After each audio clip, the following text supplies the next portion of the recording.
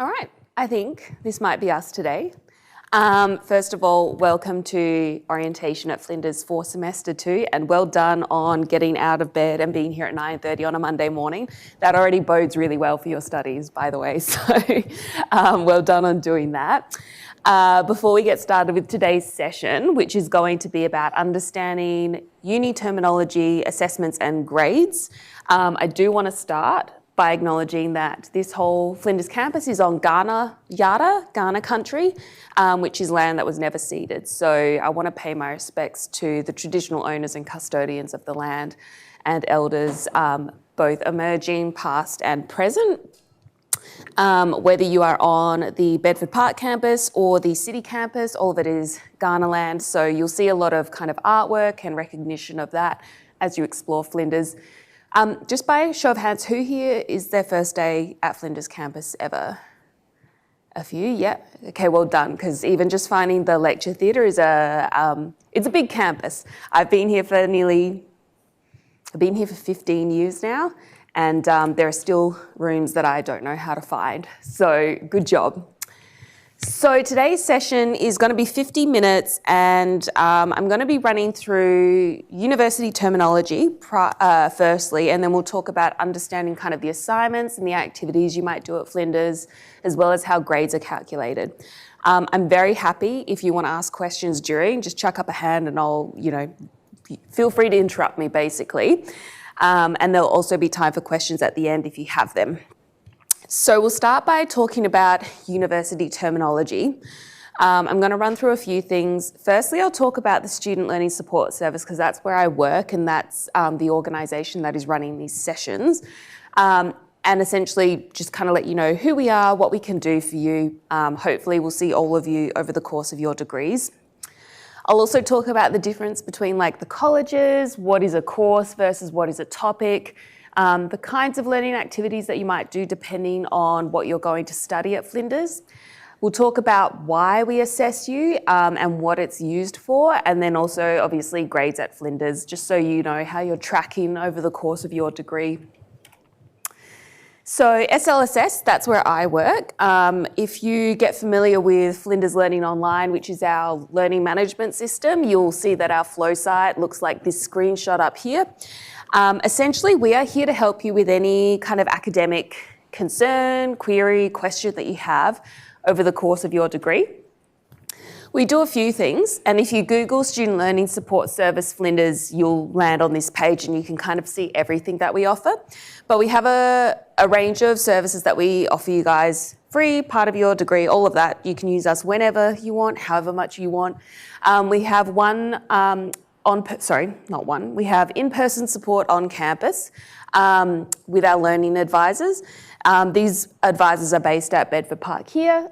If you know where the library is, it's like directly across from us. On level 2 of the library is where our learning advisors work. So basically Monday to Friday from 11 to 2 p.m, you can come up and ask a question about any assessment that you're doing, or if you just kind of want to get some advice on time management, maybe you don't understand feedback that your tutors have given you, our advisors can help you. No appointment needed, just drop in, very friendly, you can hang out there, whatever you want to do.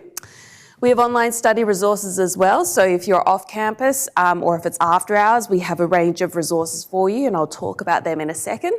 And we also do workshops and modules, so in the same way that I'm chatting to you guys here today, we have kind of more interactive workshops where if you're looking to develop a particular skill, say you have you've gotten feedback that maybe your paraphrasing needs work or your referencing, you can come to one of our workshops, we'll guide you through it and kind of get those skills up to scratch. So the advisors that I mentioned are part of the service we call the Learning Lounge. So like I said, level 2 of the Central Library, level 4 of the City Campus, and I believe it's also in the Sturt Library as well. These are the kinds of things that learning advisors can help you with. So they can help you understand what your assignment requirements are, they can help you structure your assignment, express your ideas more clearly, they can help you work on your academic writing style. If you're not familiar with having to do referencing, which is a new thing for a lot of students that come to uni, they'll help you with that. And other things like self-editing skills, grammar, all of that. One thing we also do is the Learning Lounge kind of functions basically as a study space as well. So if you find that you actually focus better on campus when you're around other people, it's a very chill, kind of like quiet space that you can go and just sit and focus on your assignment, and you don't need to chat to a learning advisor if you don't want to either. So we call that body doubling, but essentially you can just drop in and do your study there. In terms of our resources, these may change this year because we are looking at uplifting them, but just so that you're aware, we do have a bunch of resources for you guys. If you don't want to talk to someone, or if you're just, it's after hours and you need help immediately, we have a range of guides that are available on the Flinders website, but also if you go to our Flow site, we have all of these guides available on like APA referencing, paraphrasing and quoting, and there are also videos as well, so like short 10-minute videos to kind of talk you through a skill. So if you're doing your first assignment, but it's 9 p.m. at night and you don't know how to reference, you can absolutely access those resources, and they will kind of give you an overview of what you need to know. In terms of our workshops, so we run a program called English for Academic Purposes. So if you are starting at uni and you think, pretty confident in my writing skills, but I just don't know how to paraphrase, for instance. We have a lot of in-person workshops that we do. We also have some online modules that are self-paced, so you can work through them at your own pace, again, if you're off campus or you don't have time to come to a workshop.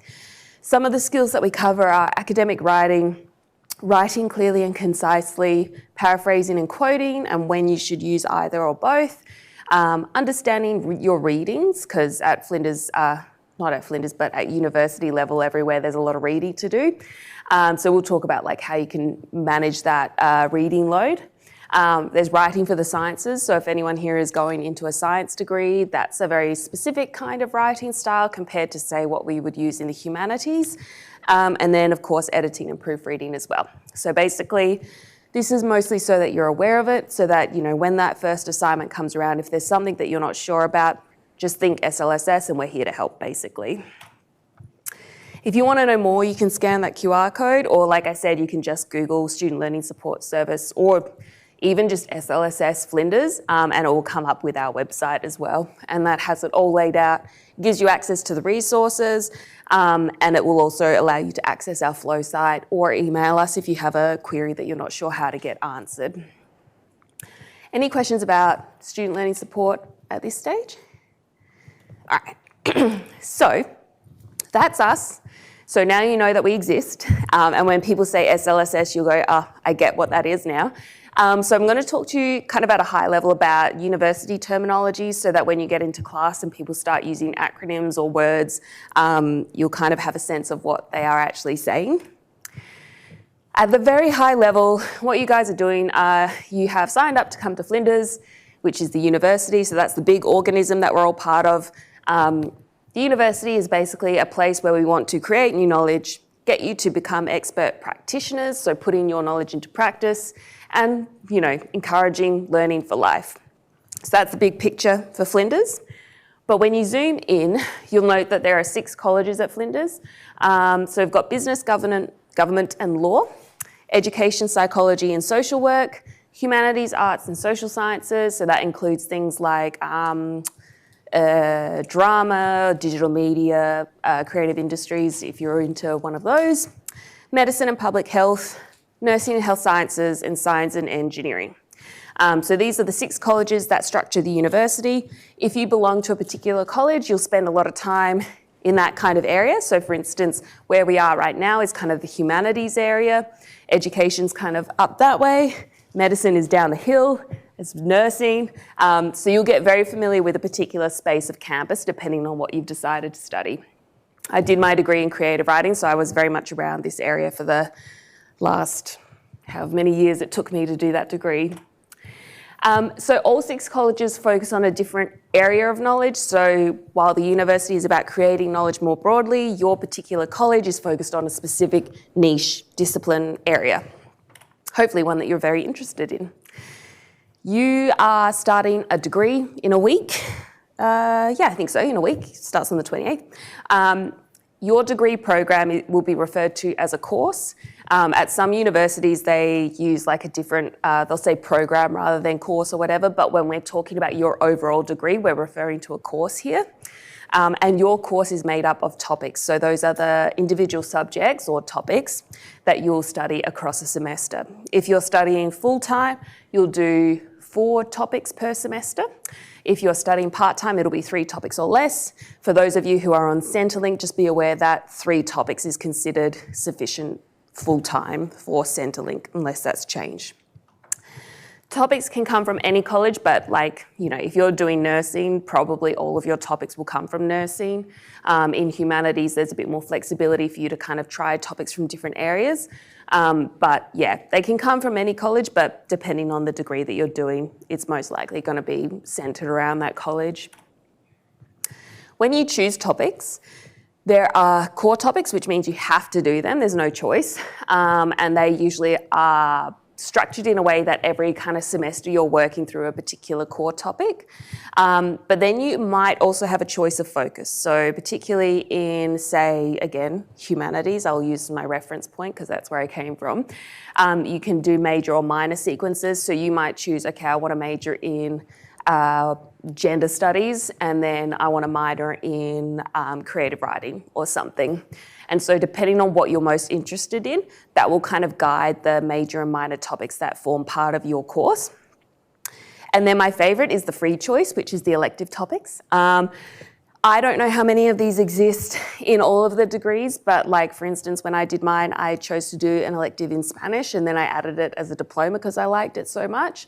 So, you know, depending on the structure of your courses, you might get to go, oh, I'm studying nursing, but actually I want to do a topic in like linguistics, or maybe I'm doing engineering, but I want to do a topic in psychology. So you kind of have that flexibility to choose something that interests you. So as you progress through your degrees, courses over the next 3 years, there are a variety of support services that are available to you.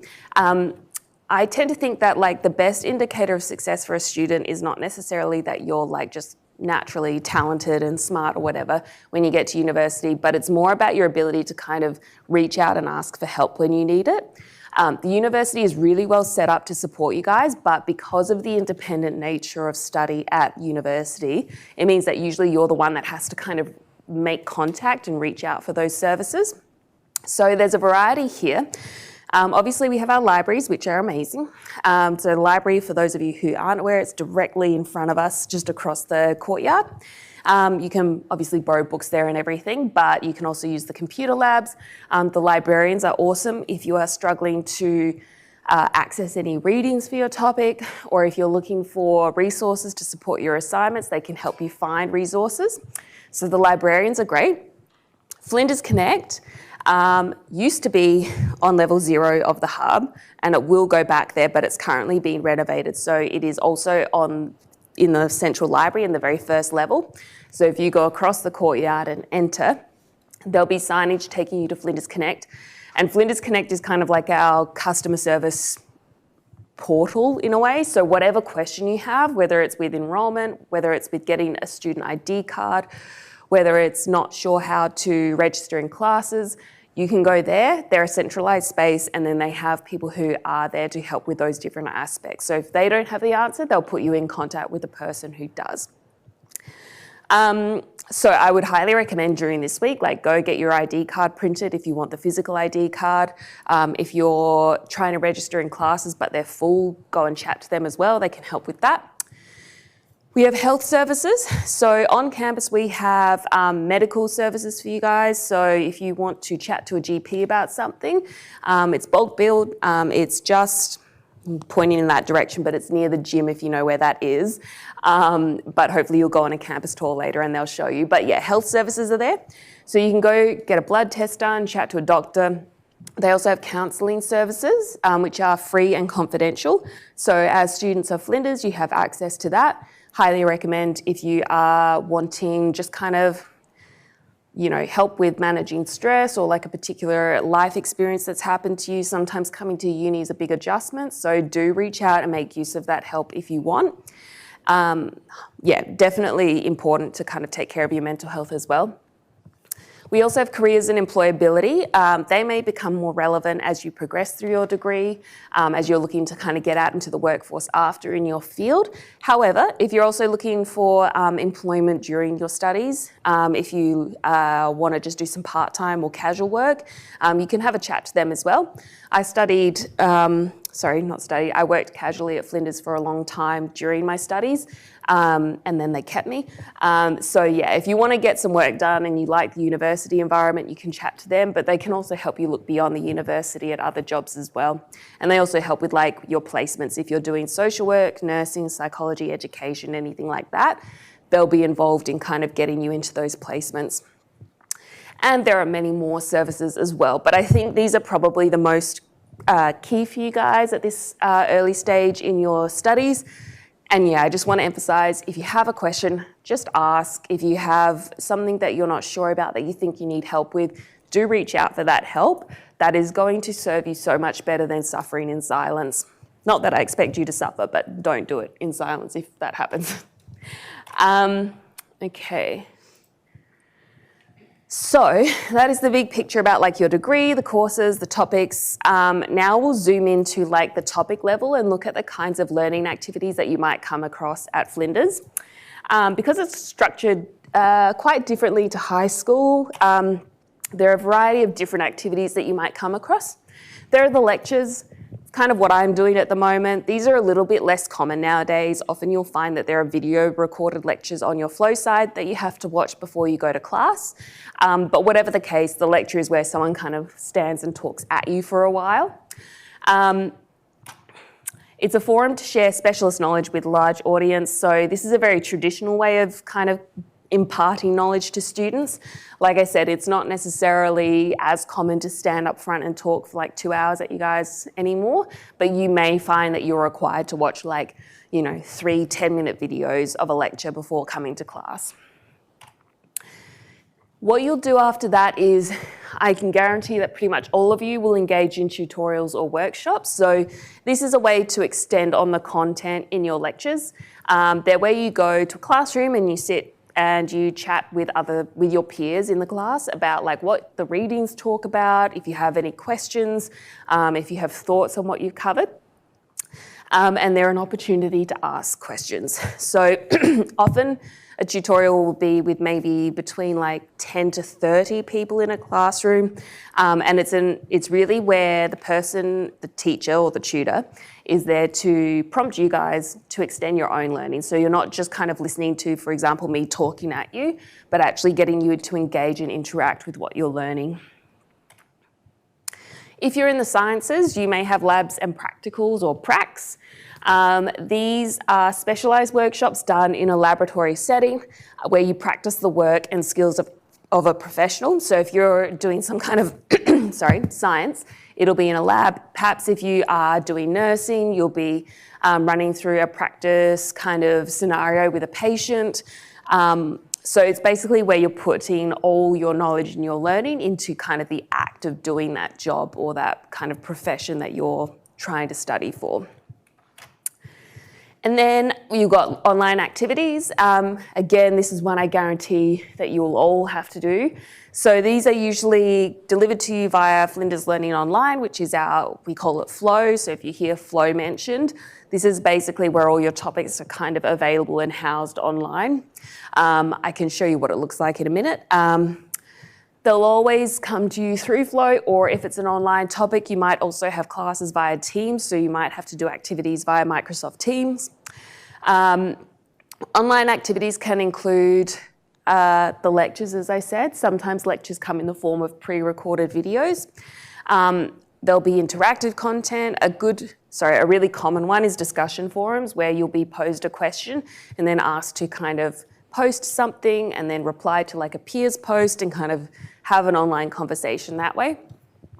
Often there are activities that you have to do before class, and that includes readings as well. So your readings will be housed on Flow and you access them through Flow. Again, I'll show you what that looks like in a second. Actually, I might really quick. Has anyone here accessed Flow already, just by a raise of hands? A few people? Okay. Oh, cool. Okay, most of you. Then maybe I won't go into Flow yet, but we can do that at the end if people have questions. So, assessments, probably the thing you're most interested in. It tends to be the thing that students focus on most because obviously that's where your grade comes from and that's how you progress through your degree. Assessments are items which are learning activities that are assessed by either your tutor or your lecturer. Your assessments should be detailed on flow in your syllabus. We used to have something called a Statement of Assessment Methods, a SAM, so you may hear that word occasionally, but we don't use those anymore. Basically, flow should be your one-stop shop for all the information about your assignments. The kinds of assessments that you have will depend on your discipline. If you're in the humanities, you may still have essays that you do. If you're in the sciences, you might do reports, or in psychology as well. You might do presentations, so they may be oral presentations or group work presentations where you present in class. There might be quizzes through flow, so each week you might have to complete a quiz. And then depending on, again, the discipline that you're in, you may have exams. I had one exam in my entire time at Flinders because I was kind of in the English discipline area. But in things like, the sciences and nursing, you may still have those exams that are timetabled at the end of semester. The purpose of assessment is not just to make your lives harder or stressful. They are there to basically check that you have learned what that topic is designed to help you learn. So they're our way of kind of going, yep, this student has met the learning outcomes, they know how to do X, Y, and Z, which can be particularly important if you're part of, an accredited degree, so like education, nursing, social work, where you have to demonstrate certain skills in order to practice in that profession after your studies. So it's a way of kind of continually checking where your learning is at, identifying any areas that you may need to kind of work on further, and that way, your tutor or your lecturer can check in with you about that. Your assessments and the feedback that you receive on your assessments will also allow you to self-assess where you're at with your studies, so how much you've learned, where you're currently at, what you might need to develop or keep working on, and what to learn next. So looking at the feedback that you receive on your assessments is actually a really important skill to develop at university. Often, and it's totally understandable, you get to the end of semester, you submit all of your assignments and you never want to look at them again. Especially if you never have to do anything with that assignment again. But if you can always look at your feedback and then take that feedback and apply it to your future assignments, you're going to continue to improve on those skills and develop your feedback literacy. It will make you a better student. So, when you do receive feedback, read it. If you're not sure what it means, chat to your tutor or come to us in the Learning Lounge and we can help you kind of identify what the feedback is about. But that is the best way to improve over the course of your studies. This is probably hard to read, and that's okay. But this is just an example of an assignment rubric. And I wanted to show it to you because it will look a lot like this across all your topics because this is how it looks in flow.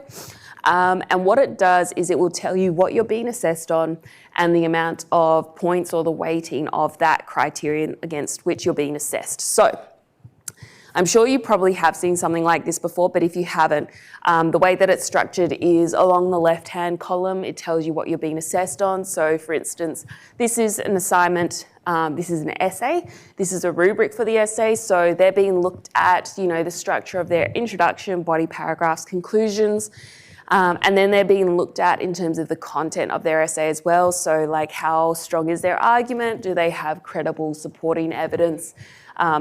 Is their written communication clear? Is their referencing, done correctly? And then across the horizontal, you'll see that it goes from excellent down to unsatisfactory, and there are points assigned to each of those elements as well. So when you submit your assessment, what I would recommend is always look at the rubric before you do. Look at the rubric when you start an assessment.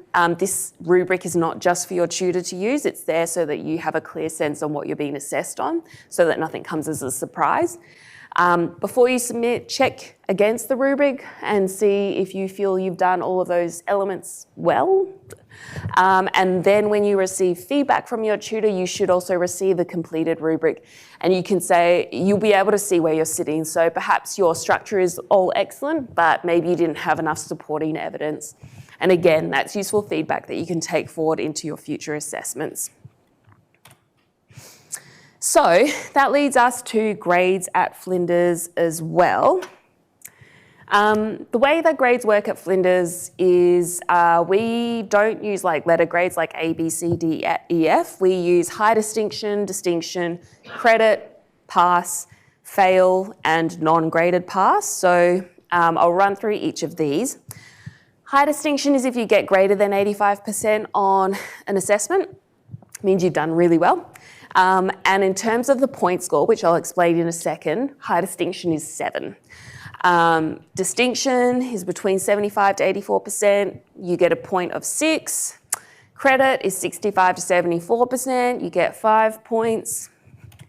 Pass is 50% to 64%. You get 4 points. Fail, less than 50%, you get a 0.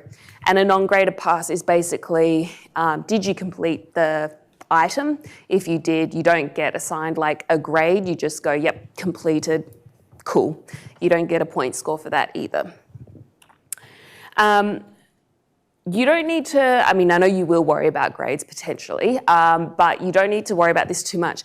The points system is how your grade point average is calculated. So if you've heard of a GPA before, that's kind of, when you finished high school, you probably got like, I don't know, it changes a lot. When it was me, it was like a TER, but now it's ATAR, I think.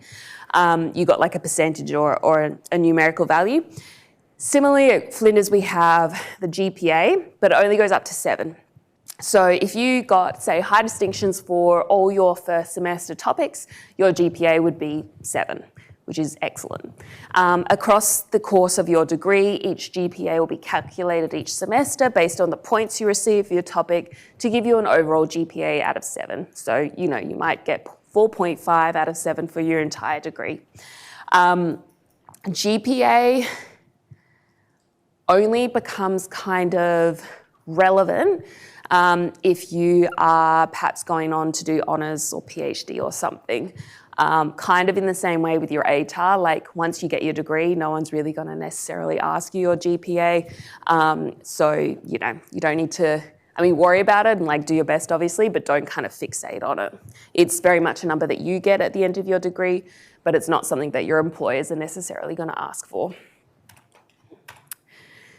Now, in terms of grades, often stuff happens, you get started, you decide I'm going to do 4 topics this semester, and then like life gets in the way, or you're working, or perhaps just the load of doing 4 topics at once is difficult, and you may want to withdraw from a topic. A really good thing to remember is this thing called census date. Basically, it usually occurs in like week 4 or 5 of the semester. I think it's week 4. The date for this semester is 29th of August, so keep note of that. What you can do is you can withdraw from a topic before census date and you don't incur any fees for that topic. You don't incur any point score for that topic, so it's kind of like it never existed. So if you want to start, let's say you're not sure if kind of studying full-time or part-time is better for you. You could start full-time right now and then in 4 weeks withdraw from 2 topics before census date, and you won't have any HECS debt, you won't have any grades associated with it. It's like it never happened. So do remember the 29th of August. It is also a really good way to kind of test topics. So let's say you picked an elective and you get to week 3 and you're like, yeah, no, this really isn't for me. Just withdraw, no problem. There is also a withdraw, not fail. Oh, and these dates are incorrect, but I'll find out the correct ones. So let's say you miss census date. So you're going to incur some HECS debt for it. It goes, you know, on your record, but you still want to withdraw without a fail grade recorded for that topic. So again, you get beyond week 4, maybe something else happens. You realise you're just not going to be able to finish this topic. You want to withdraw before the withdraw, not fail date. Ignore that date there, that didn't get changed, but I'll find out the correct date just after this. But what it means is that you do incur the tuition fee, but you don't get a point score, so it doesn't affect your GPA at all. Then the last date to be mindful of is withdraw or fail. That happens after the withdraw not fail date. And again, there's no point score associated with it. So there are kind of 3 separate dates through the course of the semester where you can kind of consecutively go check in and decide whether you want to withdraw from topics. The best one to do it with is obviously before the census date so that you don't get that HECS debt. But just be aware that if then you're worried about your GPA, you can still withdraw not fail and it doesn't affect that at all. You will probably hear throughout your topics, your tutors might mention census date, withdraw not fail, all of that. However, the best way to identify when that is,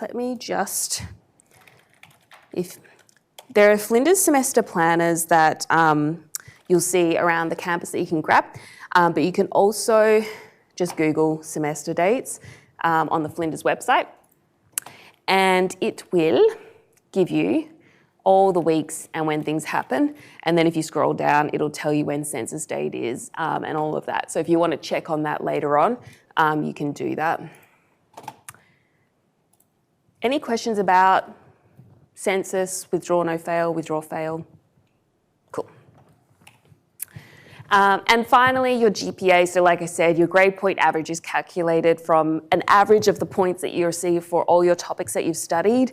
It's useful if you want to transfer degrees or do additional study. So like I said, you don't need to kind of worry that your GPA is something your employers might ask you for, but let's say that you are going to do a semester of health sciences and then you want to transfer into nursing or you want to transfer into medicine or something like that, or paramedicine, then your GPA does matter because they have an entry requirement for those degrees. So the most common one that I see is that students want to do paramedicine, but perhaps they didn't get the ATAR for it. So they're going to study a semester of health sciences and they're going to get as high a GPA as they can and use that GPA rather than their ATAR score to transfer into paramedicine. So that's the only time that you need to kind of keep an eye on what points you might be receiving for your topics. This is a copy of my colleague's transcript. This is what you will receive at the end of your degree. So what it does is it lists every single topic you've done. It lists the mark you received and the grade that you received for that topic. And then in the top right-hand corner, they'll give you the GPA as well. So that one says 5.696 out of 7. So when you complete your degree and you graduate, you'll get an official copy of this transcript. Again, that's just for your purposes. I haven't heard of an employer requesting a transcript or anything. And it's really kind of just for internal uses as well. But you will get a copy of it so you can see everything that you've studied and what you've done. While students, and I understand this, I was exactly the same, kind of fixate on the numerical grade and kind of want to do really well or get a certain GPA. One thing, since I am in the Student Learning Support Service, I do want to emphasise that grades are just a number and they will come through your active engagement with the material. So instead of focusing on, I want to get a high distinction, just focus on engaging with the topic that you're studying. Ask questions. If you're confused by something, ask questions. Engage deeply with the learning material and the grades will follow from that. Rather than kind of starting semester thinking, I just got to get 7 points or a high distinction or something like that. All right, any questions? That did not take very long at all. Any questions about anything that I've covered today? Or any questions? Yeah? How do you access Flow? Perfect. Okay, so when you get into Flinders, you'll be given a FAN number, which is the first 4 letters of your surname and a 4-digit number. Mine, for instance, is CHIP 0013. You'll use that and you'll create a password and you'll set it up to log into Okta.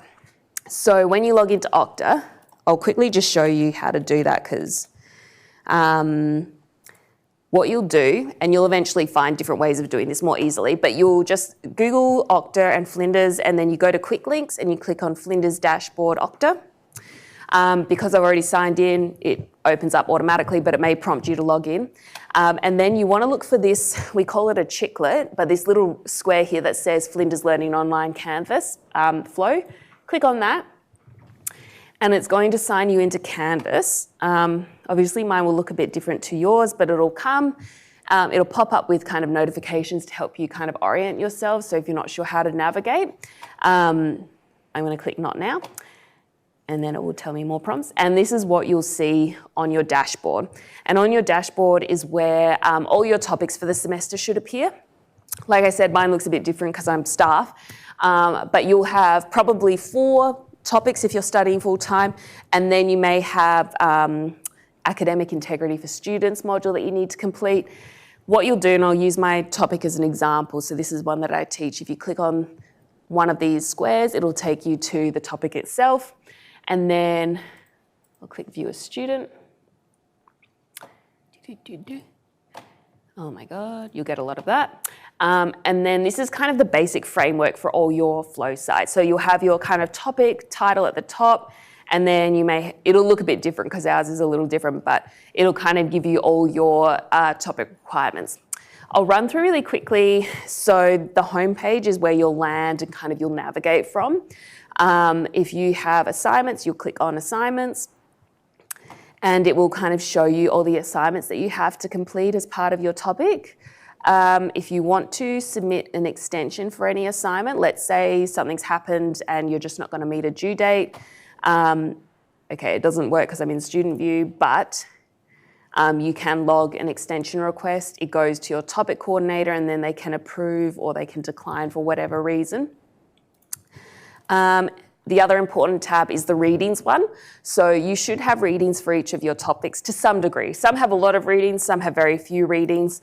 But if you click on the readings tab, depending on how they've organised it, you just kind of click through, and it will link you to online resources, because obviously, you know, for the library will kind of set you up with the online resources. So you can just click View Online, and then it should take you directly to, it might ask you to sign in again, but it should take you directly to the reading. So just be aware, you'll have to accept many cookies. But yeah, that's how you access your readings as well for your topic.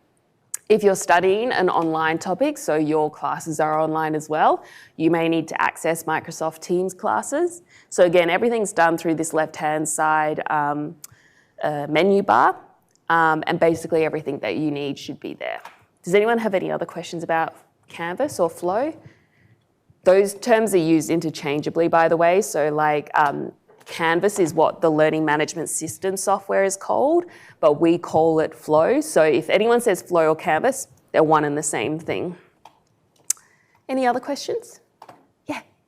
I saw in the student system. Can you hear me? Yeah. Okay, I saw in the student system's timetable, Mm-hmm. and I only see like tutorials, workshops, labs, but I don't see like lectures. And you mentioned how they're not so common anymore, but do they still happen? Like, how do we know during live lectures and stuff? They should. So the question is about, you know, you've got a timetable and it's not telling you that there are lectures. You've got tutorials, workshops, and things like that, but not a lecture timetable. If it isn't timetabled, I would assume that that means that they're recorded lectures that you watch online. If you have to show up to a room in person and listen to, say, like me talk for an hour, that should appear in your timetable. So my guess, and this is coming more common across topics, is that you'll have recorded lectures that you have to watch before class instead. However, if you want to double check that, you can go to Flinders Connect and they can chat to you. So like I said, Flinders Connect is on the ground floor of the library at the moment, but if you don't want to go in person and you just want to chat to someone, the phone number is here, so it's 1300 354 633. Also, once you get your ID card, it'll be on the back of the ID card as well, so you'll never be without the number. Just call them, and it's basically like calling up any kind of customer service. They'll ask you like what it's in reference to, and then they'll direct you to the right person to answer your query. Yeah. Just following on the back of that, I do have a lecture, an online lecture that's on my timetable. Mm-hmm. Would that be a pre-recorded one, or is that one that I have to join like a Teams? Ooh. If it's timetabled, that usually means it'll happen at that time. So I would say it's one that you would join online. Yeah, I would I would go onto the Flow site and check, because what they should do is they should, and again, it'll be different on each site, but we always have to kind of explain when classes are and where classes are. So for instance, on our site, we'll say, you know, your classes are online or at a certain campus. So I would check on Flow, but I think if it is timetable, that means it's synchronous. So synchronous means that it happens live. If something's asynchronous, which is something you might hear about, it's kind of self-paced. You do it, you know, at your own time. So yeah, I would say that your lecture is probably live on Teams, but you can just email the topic coordinator as well and just double check that. Yeah. Any other questions? Yeah. One of my classes is at Tonsley and here. It's like a streaming class, but they kind of like overlap. Oh. You know, it's one of the ones that you can't like have like separate. Yeah. How does that work exactly? Because one part is here, one is at Tonsley. So when you say it's streamed, does it mean that they are running the class at Tonsley, but they're also streaming it to this campus in case you can't attend, or? When I was doing my classes, it's like, so you have, you know, you select your classes and then there's, for mine it said that there's like a stream class and it's like two classes that's like attached together. Oh. And, they're like an hour overlapping almost, but part of it is here and part of it is at Tonsley, but like you can't separate it. Yeah. So I was wondering what that is. Are they different dates? Because some of my classes start in important different dates. I'm not exactly sure, but I'll have to look that up. Yeah. Oh, okay, so that might be the case that one is like 1 week and then the other one's the other week. It would be very unusual to have like it be just poorly timetabled. Like sometimes you'll have topics that kind of don't speak to each other and they overlap, but if it's part of like a kind of course or something, they'll usually make sure that everything doesn't conflict. So what I would say is you can either ask Flinders Connect, email the topic coordinator. It sounds like what it might be is that like 1 week it's at one time and a different week it's at another one.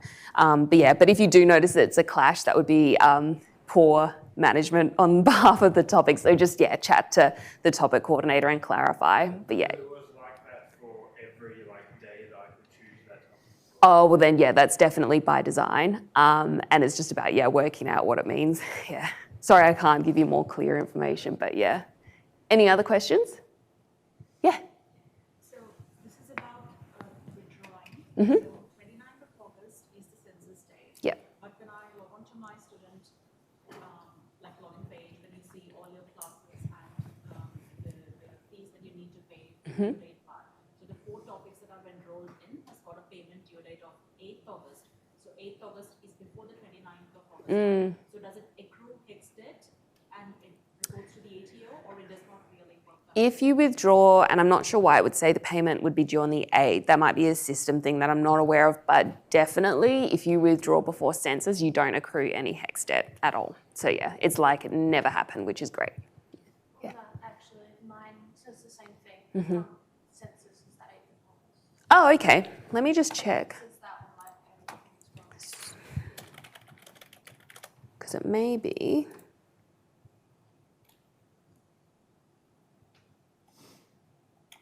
That's 2024, so that's not going to be any help.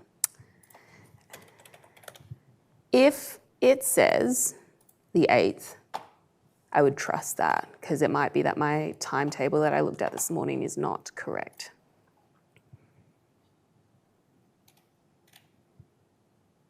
Okay, it doesn't list it there. Critical enrolment dates. Last day to enroll. Okay, last day to enroll is the 8th of August. Due date for upfront student contribution amounts is the 8th of August. I think that's just if you are paying upfront. So like what a lot of people will do is they won't pay anything until, they get into a job where they're earning a certain threshold, and then your employer starts withholding tax for you to pay your HEX debt. So only if you are trying to pay your fees up front would you pay by the 8th of August. Otherwise, don't freak out. It doesn't mean you have to pay something. It's just if you wanted to pay up front. Census date is the 29th. So basically, if you're not going to pay any contribution to your topics, and you withdraw by census date, then nothing appears on your record. So the only thing to kind of be mindful of is perhaps if you are someone who wants to pay fees up front, but you're not sure about a topic, just don't make the payment for that topic by the 8th. Just hold off and then decide whether you want to withdraw or not. And the 8th is also the last day to enrol. So like sometimes we have students that start late for whatever reason, so that just means that up until the 8th of August, they can still enrol in that topic and kind of complete that topic and catch up on the work that they've missed. So I would say with the 8th of August date, don't worry about it if you're not paying up front. If you are a student that's paying up front, but you're not sure if you want to continue with your topics, maybe just hold off making a payment and just see if you want to withdraw by census date. And then last day to withdraw without failure would be 10th of October. So that's when basically you will accrue a HECS debt, but you won't receive any kind of point for that topic. So let's say, all right, you missed census date because you thought you could finish the topic, but you're not going to be able to. You can still avoid getting the fail grade, which would bring your GPA down. So you will still, it makes sense to withdraw without failure. Just to make sure that, you don't affect your GPA. And then the very last day to withdraw is the 7th of November. But that would, last day to withdraw is last day to, yep, so that's still the last day to withdraw without failure. Actually, that doesn't make sense. I think last day to withdraw means you do get a fail grade. So I'm not really sure, to be honest, if that would be very helpful for anyone. So key dates to remember, 29th of August, withdraw, you don't incur any costs, don't incur any grade. Let's say you keep going because you think you can do it and then something else happens, just withdraw by the 10th of October, which is a decent amount of time. You'll have time to kind of work out whether you want to do it. 10th of October means you don't get a fail grade on that topic. Any other questions? All right. Well, very good luck with your studies. Thank you for joining me at 9:30 a.m. on a Monday. If you have any questions, just remember Flinders Connect is on the first floor of the library. We, the Student Learning Support Service, including my colleague Catherine, who's about to run the next session, are on the second floor of the Central Library. That's where you can also come and chat to our learning advisors. And then Flinders Connect is where you go to for any question that you have. Even the most random one, if they don't know how to answer it, they will put you in touch with the right team to answer that question instead. So thank you. If you're sticking around for the next session, stay where you are. Is that starting in 10 minutes. 10 minutes. And if you need to go get a coffee or go to the bathroom or whatever, feel free to do that as well. And hopefully I'll see you around campus.